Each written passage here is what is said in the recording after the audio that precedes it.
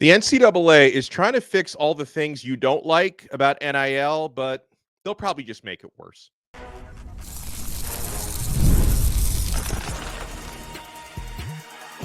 You are Locked On ACC, your daily podcast on the Atlantic Coast Conference. Part of the Locked On Podcast Network, your team every day.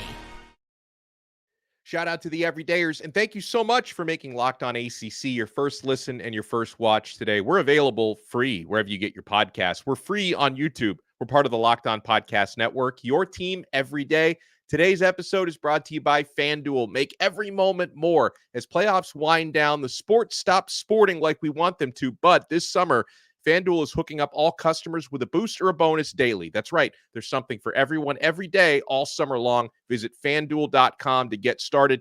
On this episode of Locked On ACC, we'll talk about a statement that the commissioner made that was probably an exaggeration this past week at Media Days, but we'll also discuss why Jim Phillips, ACC commish, has no choice but to fight with Florida State and Clemson until the bitter end here. But Kenton Gibbs, finally we've had a court filing for this House versus NCAA settlement. Now, this is still going to take up to several months for this settlement to be approved and to come into effect, but we're moving a step closer into the House versus NCAA antitrust settlement being a reality. And just a refresher on what the settlement is. And by the way, I've got this directly from NCAA.org. So this is not, some reporter's attempted clickbait or whatever. The settlement, they say, addresses three primary issues: payment of back damages for claims relating to name, image, and likeness, academic-related awards and other benefits,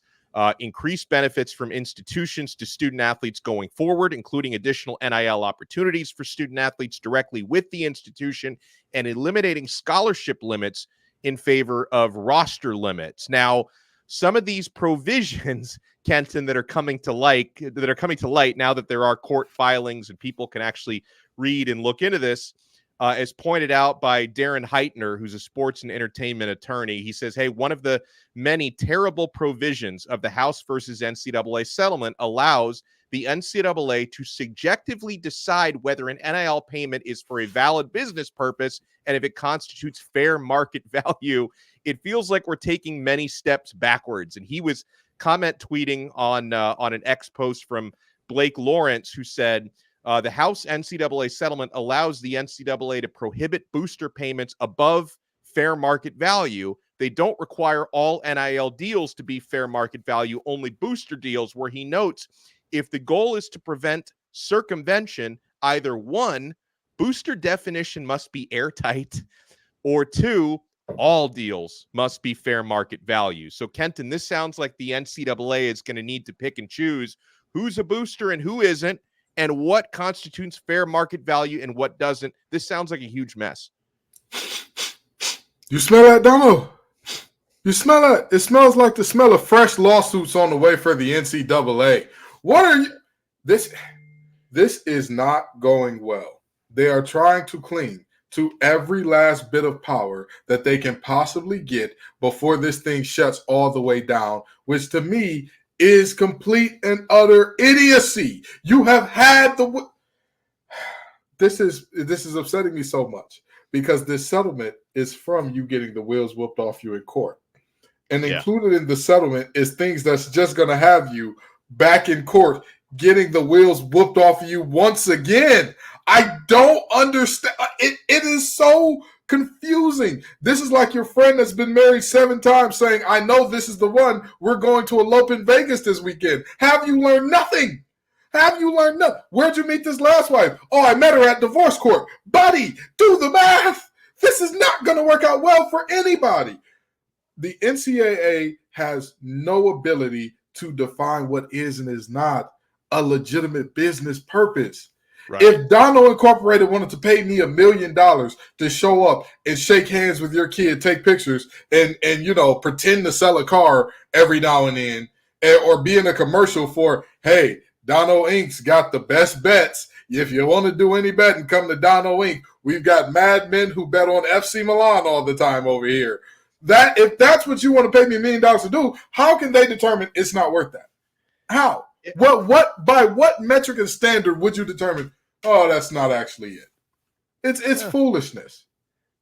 Yeah, no, it's an absolute mess when it's like you try to set this standard for what's fair market value and what's not. Well, I mean, I always learned, especially in this country, that the price is what someone's willing to pay. That, like, you can't really say, oh, he overpaid for that. Well, if he was willing to pay it, then that's the price. So this sounds like an absolute mess to me.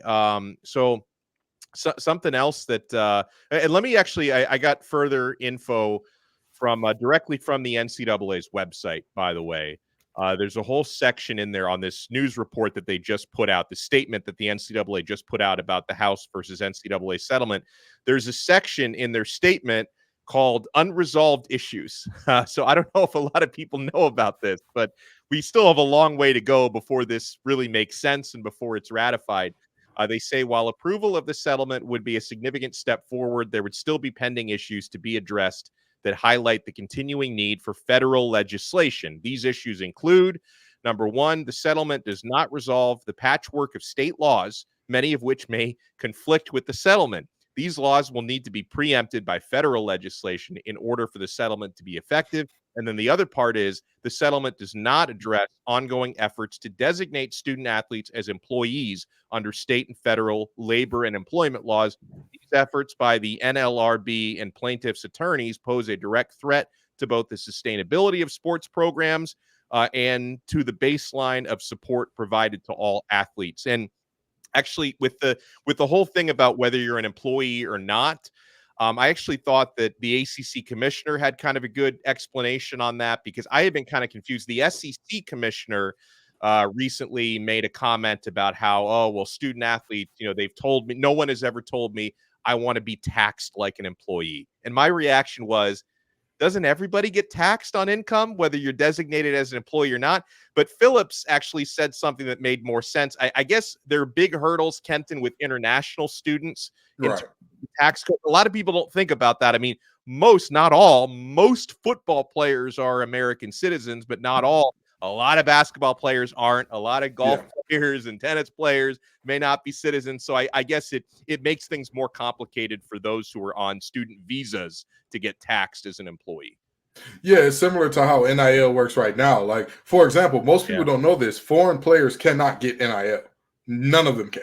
Like, that's right. It doesn't matter what country you're from. I don't believe that any country has a tax code set up so that a player from, let's say, Mexico, Canada, Sudan, Niger, France, none of them can get NIL. So, I get it. I get that, in the name of fairness, their countries could maybe work something out along the visas or something like that, or they could work out some specific deal. But again, we're grasping at straws here. We're fighting for relevancy and we're fighting for control, where you ultimately need to just let your hands off the wheel here and kind of let this thing take whatever wicked turns it's going to take, so you can then course correct afterwards. Because here what you're doing is you're trying to fight that turn that's happening anyway. You're fighting a losing battle, and you're like, well, we'll just lose it more slowly. And I get how some people say that's ironic with us being locked on ACC co-hosts saying, oh, well, you all are fighting the ultimate losing battle. It's slightly different in the manner that there is a win for the ACC even with both of these teams leaving. There's not a win for the current athletes if they do not get that laborer or worker designation as opposed to student athlete. Because like you said, past a certain point, all funds are taxed anyway. Doesn't matter if you're designated a student athlete or worker, whatever the case may be. And even beyond that, again, you tell me how this engine sustains itself. You tell me why nobody else is considered anything other than a professional at their job that is surrounding the sport, except for the people who walk away with torn Achilles, CTE, blown biceps, back problems. Those are the only people that are told that they're not workers in this. You're not going to tell Dabo you're a student. You're not going to tell Kirk Fowler you're a student, or Lee Corso and Kirk Fowler. I don't know. Chris Fowler, Kirk Herbstreit. You're not going to tell them you're students. If you were to tell them, hey, you all are going to get paid in credits from now on, that you wouldn't have a crew anymore. They'd all go do NFL or something, or they go retire. So, I really think there's a losing and immoral battle to continue to fight to make the people who are putting the ultimate price of their bodies on the line for this thing. I think that it's foolish to try to keep them from being labeled as workers, but it is what it is. I get it. Everybody wants to keep their piece of the pie as large as possible, even if that means shrinking somebody else's. Yeah, absolutely. And, I keep hearing from these lawyers that they have to find a way to get Congress involved and get this federal preemption because, like they said in that statement, state laws are so different. And that's another reason why a lot of these regulations are unenforceable. It's like, how do you decide who's a booster or who's not? What's fair market value and what's not? And depending on what state you're in, some of them have much more NIL friendly laws. So it's like you can't enforce any of this stuff, but good luck trying. I mean, I'm glad players are going to be able to, get paid these stipends now with the new settlement, but this NIL stuff is a mess. You and I both live below the Mason-Dixon line, and you and I both know that whenever the federal government tries to trump states' rights, things don't always go great down here. So I'd love to see how this is going to work out in the end. Well, we got a lot more to talk about in this episode of Locked On ACC, including why the ACC commissioner is so adamant about fighting during these legal disputes with Florida State and Clemson. I'm glad to see that Kenton and I are not the only two people who get it. Stuart Mandel from The Athletic absolutely gets it. You know what you want to do? We're only getting started. You want to keep it locked right here on this brand new episode of Locked On ACC. I'm so happy we can welcome Ibotta back to the Locked On ACC family. Guys, I have been saving so much money on this app. I want to shout it from the mountaintop how much money I'm getting cash back from Ibotta. It's summertime, which means it's barbecue season. Stock up on all your grilling favorites and earn cash back on every purchase when you use Ibotta. So you won't have to choose between burgers or hot dogs. You can get them both. Ibotta is a free app that lets you earn cash back every time you shop. Earn on hundreds of items from groceries to beauty supplies, even toys, so you can make sure you're beating inflation no matter what you're purchasing. The average Ibotta user earns $256 per year. That could cover the cost of an entire shopping trip, that flight you've been eyeing, or the fancy dinner you've been craving. It's time you join the over 50 million users who use Ibotta to earn cash back every time they shop. Right now, Ibotta is offering our listeners $5 just for trying Ibotta by using the code LOCKEDONCollege when you register. Just go to the App Store or Google Play Store, download the free Ibotta app to start earning cash back and use code LOCKEDONCollege. That's IBOTTA in the Google Play or App Store and use code LOCKEDONCollege.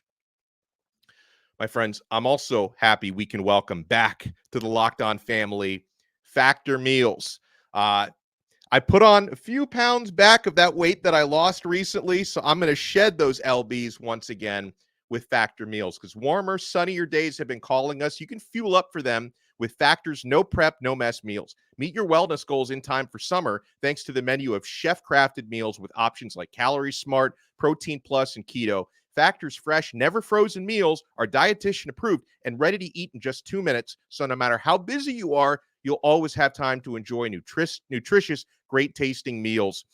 Make today the day to kickstart a new healthy routine. What are you waiting for? With 35 different meals and more than 60 add-ons to choose from every week, you'll always have new flavors to explore.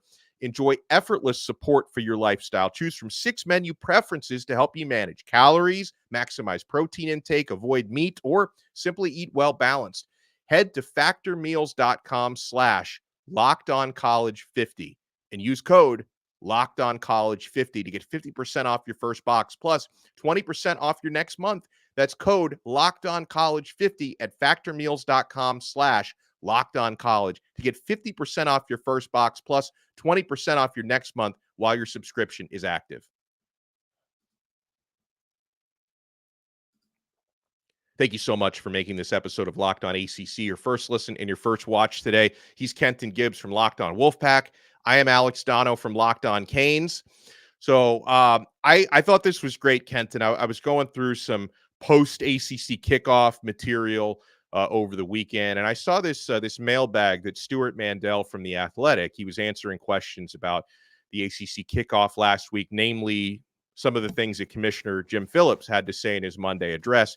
And he was asked this question by a reader. He said, hey, what are the optics of ACC Commissioner Jim Phillips repeatedly saying that the conference is going to fight, when that means fighting conference members who are trying to get out of the league? He says, is it good? Is it bad? And I thought the answer from Mandel, it sounds a lot like stuff, Kenton, that you and I have been saying for past several months, quite frankly. Mandel answers, does he have any other choice? The league is facing an existential crisis because of the actions of 2 of its members. Beyond just trying to win lawsuits, he needs to show his other 15 members that the conference is not going to bow down to Florida State and Clemson at their expense and try to prevent others from defecting as well. Frankly, it's about time Phillips embraced the cutthroat nature of his job, because Greg Sankey, Brett Yormark, and Tony Petitti certainly have. And that's a great point he raises, Kenton, because prior to the ACC kickoff last week, you and I had, I think justifiably, accused Jim Phillips of not really having a commissioner type of personality and, quite frankly, being boring. He was not boring last week. And the church said amen, Donald, because you're preaching. You're preaching up there. You're absolutely right. He needed to have this moment of fieriness, right? It's akin to what we call a Heisman moment amongst the players, where you have that defining moment that you can look back at, point to, and say, this is where things were different, or this is where this guy showed exactly what his mettle is, what he's made of, because this is the reality. The fight or die is the reality. If you let these teams out with $50 million being the exit fee and saying, oh, if you all want your rights, you can have your rights. Next thing you know, you would have a mass exodus on your hands, whether those teams had a place to land or not. It wouldn't even be good for some of those teams to leave, but they would anyway, just because it's cheap and they got to say, oh, I'm out of the ACC now. And the perception here is so bad. From every report I'm hearing about the finances of the ACC, they're in a much stronger conference than we could imagine. Much stronger than we could imagine. And yet, there's the public perception that because, Jim Phillips isn't outspoken, isn't fiery, isn't the wild man that Yormark is, isn't the showman that Sankey is, or hasn't inherited a golden goose like Petitti did. He's sitting here in a situation where you're perceived to be the worst of the Power Four when you're not. You're objectively not. So to see that he's fighting back, he's saying, hey, I'm fighting for my conference. I'm fighting for the other member institutions. That is vitally important, because it gives folks that sense of, you know what, we may not agree on everything. He may not have been fought as hard as I wanted him to in the beginning, but damn it, he is fighting. He's doing something. There's a post there. I like it. And to your point, obviously not every team in the conference wants to leave. And so part of the fight that he is executing is, if and Florida State and Clemson, they're going to leave at some point. It's just a matter of when and how much they have to pay to get out. And from Phillips's point of view, you want to make sure they're paying as much as you can possibly get out of them, because you would assume that I would expect most of their exit fee, or at least a big portion of it, would be spread around the schools who stay in the ACC, that would give them additional money. And so the other 15 who are, not saying all of the other 15 want to be where they are, but at least, they're not actively suing the conference. So they want the biggest payout possible when Florida State and Clemson get out. So that's part of what that's part of what Phillips is fighting for. And you talk about the ACC's financial health. Here's another part of the Stuart Mandel answer on the mailbag. He said, while the Phillips fight comments made the headlines, another tidbit of this caught my eye. We knew the conference this year was beginning its new performance-driven incentive model, which will distribute postseason and certain other money based on college football playoff participation. The top 25 rankings, bowl appearances, and NCAA tournament performance is also part of that incentive model, he says. But I was a bit floored to see that an individual school can earn as much as 20 to 25 million extra. That's a lot, he said, where Florida State or Clemson to pocket 25 million on top of the 45 million that ACC schools received last year. They would actually surpass what the Big Ten and SEC gave their schools last year. So, and obviously the incentive stuff, it's not guaranteed. That's why Florida State's not content with it, because they would rather be, guaranteed a certain amount of revenue. But hypothetically, Kenton, like Mandel said, if one of those teams were to win a national championship next year, they could actually end up getting more than SEC and Big Ten members get. insert the meme of the duck smoking a cigarette because, baby, I'm shaking my head just like that duck. I am very disappointed in both of these two schools, not because I believe that they're making bad decisions for themselves. I'm disappointed in these two schools because the more information comes out, the worse that this looks, not based on whether or not, the guarantee versus the incentive thing, but just the objective reality of where they are, where their options to go are, and what you're leaving behind is becoming. Like the ACC, by all accounts, is only headed in an upward trajectory, even without those two. And it's like, wait, what? How did this happen? But again, that's the, and I hate to say this, but the American in us likes the big brass showman. We love it's ornate, it's happening, it's the new thing. We love that sales aspect of it. But there is an objective reality behind that, because with sales has to be partnered some product or service. With that, like, hey, I'm selling you a thing. It's the greatest thing ever. It's this bottle of water. You've never seen a bottle of water like it before. I have to give you quality water on the back end. It feels to me like Jim Phillips is actually developing a very quality water filtration system, but we're just not paying attention because he's not advertising it like it's the greatest bottle ever. And he's secretly doing an amazing job of digging us out of holes that we were dug into by folks who are his predecessors, folks who he had nothing to do with. He inherited a mess, but I'll be damned if I can't say he's cleaned it up pretty well. And when it comes to, and I do think Phillips, he's adopting a bit of that salesman mentality. Did he say something, though, that went too far? We'll talk about that when we come back. You want to keep it locked right here. We're not done yet on this brand new episode of Locked On ACC. We're certainly not done yet with FanDuel. Guys, I know that in summer, the sports are not sportsing like you want them to, but I'm over here. I've had bets on NBA Summer League. I had UFC fights over the weekend, international soccer, MLS soccer going on. There are so many opportunities. Plus, we're like 4 weeks away from college football being back now. This summer, FanDuel is hooking up all customers with a boost or a bonus daily. That's right. There's something for everyone every day, all summer long. Head over to FanDuel.com and start making the most of your summer. You can dream up your bets anytime you want to, guys. You have conference championship odds for ACC football, over-unders on win totals. You can start locking in your wagers here for the football season. Do it at FanDuel.com. Head over to FanDuel.com. Start making the most out of your summer. FanDuel, official sports betting partner of Major League Baseball. Thank you so much for making this episode of Locked On ACC your first listen and your first watch today. For your second listen, check out the other shows that Kenton and I do. Kenton does an awesome job on Locked On Wolfpack. I host Locked On Canes, so he talks NC State athletics. I talk Miami Hurricanes athletics. Check them out wherever you get your podcasts and free on YouTube as well.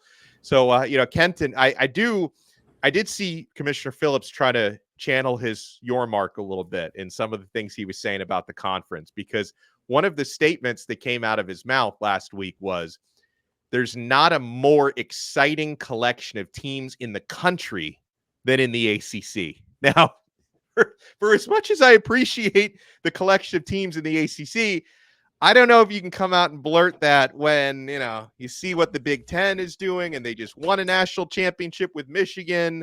Obviously, the SEC hype machine and, what Georgia has done recently and Alabama has taken center stage. It's like, okay, for as much as I think the ACC gets underrated and slept on a little bit, and people do other things when they talk about the ACC, you won't find a more exciting collection of teams. I don't know if I'm on board with that one. So here's what I will say. I think he was wrong. I think he used the wrong superlative when he used exciting, but I do think you will not see a more varied group of teams in terms of how they go about their business on the football field. You will not see a group of teams that is more different in anywhere in the Power Four. You'd have to go down to maybe the American Conference. I think they have a little bit more variance. They got a couple of triple option teams in there.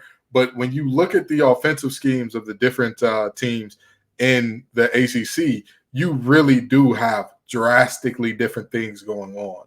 I mean, you could. So, for example, you look at Miami's offense very power-based, very single back, 2 tight ends a lot, and you find yourself in a situation where you look at Mario Cristobal, you know he wants to build that team to be physical, to be downhill, to be all those things. And then you just go, a few miles down the road up to Tallahassee, and then you see a very different system where Norvell likes to spread things out a little bit more. But even when he spreads the formation out, it's still to run the ball. So now you're like, oh man, this is very different in the way that he's looking to run the ball. And then you go to SMU, they're spreading it out to fling that thing around the yard, okay? They want to throw – hey, balance to them is not 50% run, 50% pass. It's 50% outside receiver, 50% inside receiver, okay? That's what balance looks like to them, and they're damn fine with it. And then you've got other teams in the conference like Boston College for years, powerful,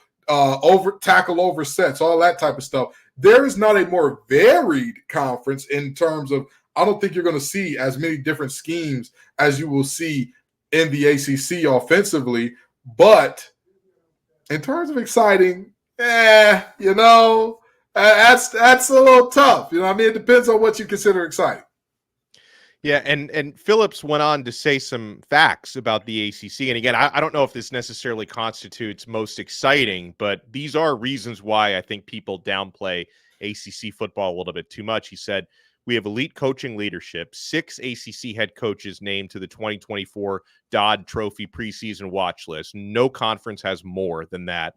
2 of the 3 active coaches in the country to win a national title reside here in the ACC, Mac Brown and Dabo Swinney. He said the combination of our proven veteran coaches combined with our dynamic young coaches is incredibly powerful. He also added that the ACC is the only conference to have 2 teams finish in the top 25, 2 teams in the top 25 in each of the past 7 years. So those are facts that outline, hey, people probably sleep on ACC football a little bit too much. In terms of like what makes the conference exciting this year, Kenton, I think having, at least right now, having no clear favorite, I think is something that sets the ACC apart. You add the coast-to-coast aspect of bringing in a Cal and Stanford. Obviously, I know the Big Ten. ACC after dark, baby. ACC after dark. Here we go. And there's some exciting players coming in. I mean, you look at even, and I know, again, like, I don't know how many people are all that excited to watch Cal and Stanford, but they bring in some good players. The guys I had a chance to talk to last week, like Jaden Ott, who was one of the best running backs in the country that you probably didn't watch much last year because he was playing games after 10 p.m. out there in Cal. Alec Iomanor, the receiver from Stanford, is a guy who could end up being a first-team All-ACC player. You've got transfers coming in like Cam Ward and Damian Martinez and DJ Uyunglele, Marvin Jones Jr., Grayson McCall at NC State. Like, you've got good players that are entering this conference. And listen, I hope the ACC can do what they did last year where they had a winning record head-to-head against the SEC. Because if they can do that again, people should take notice that, hey, ACC football is not to be slept on. Absolutely. And also, let me say this. If you say, I'm not mad at you if you say, hey, I'm not super excited to see Cal come into the conference. If you watch Jaden Ott play and you say that he's not exciting, baby, that man is prime time. I'm telling you that right now. I'm not going to lie to you and say I'm the Cal Bears' biggest fan and I watched every game that they played last year. However, and this is something that I stand by and I can 100% stand. That young man has what we like to call angle breaking speed. I know we've all heard of ankle breakers. He's an angle breaker. A DB can have the perfect angle to say, I'm going to track him down right here. And he checks into another gear, and it's like the road runner. When you hear that, meet me, it's out of the door. He's a different type of electric, and he doesn't do it in a Barry Sanders type of way where he's super elusive and wiggly and all that. He makes one cut, and boom, he's gone. He is shot out of a cannon. Absolutely exciting to watch. And again, Preston Stone and that wide receiving core, I don't disagree with him that they have the best returning wide receiving core in the ACC. There's no doubt about that. There's not a doubt in my mind about that. There are some absolutely exciting playmakers joining this conference, and I would never say that there aren't. And so with that in mind, again, are we the most excited? Would I say that? I'm not sure. But can I say for a fact that there are plenty of exciting players? Cam Ward, your boy, he's He's a lot like, I can't remember his name. I want to say it was like Drew Neitzel or something like that. It was a basketball player, either from Michigan State or Syracuse. And he was exciting in that he would either shoot you in the game or shoot you out of it. He would, either way, he's going to shoot and he's going to determine the outcome of this game. Cam Ward is very similar. He is, when he's rolling at his highest clip, he is unstoppable. When he doesn't know the best thing to do is take a sack, go down sometime, that deadly fumble is going to come out, which is also what? Exciting. It's exciting football to watch. So all in all, again, Commissioner Phillips may have been a little hyperbolic and say we're the most exciting, but are we exciting? Absolutely. Well, I hope we've had a fun time and we've been exciting today on Locked On ACC. You want to smash that like button and subscribe if you're watching us on YouTube. If you listen to the audio version, make sure you subscribe on Apple Podcasts, Spotify, wherever you get your pods. And we will talk to you again tomorrow on another episode of Locked On ACC. We're part of the awesome Locked On Podcast Network, your team every day.